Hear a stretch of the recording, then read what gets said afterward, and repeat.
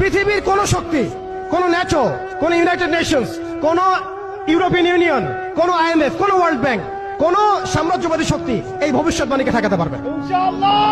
আপনি ওদেরকে চেষ্টা করতে দেন। সারা পৃথিবীর সমস্ত মুসলমানকে যদি এখন তারা মেরে ফেলে, তবুও এই অকাট্য ভবিষ্যৎবাণী ইনশাআল্লাহ তাআলা তারা পাল্টাতে পারবে না।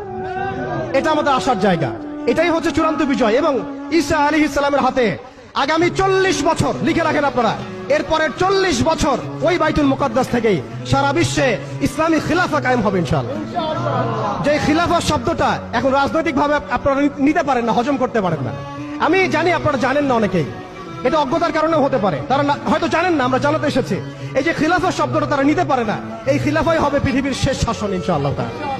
এই খিলাফা দিয়ে বিশ্ব শুরু হয়েছিল, এই খিলাফা দিয়েই বিশ্ব শেষ হবে। ঈসা আলাইহিস সালাম 40 বছর ওই জেরুজালেম থেকেই এই বিশ্বকে শাসন করবেন ইনশাআল্লাহ তাআলা। এটা লেখা হয়ে গেছে, কুদিয়াল আমর, এটা কেউ চেঞ্জ করতে পারবে না।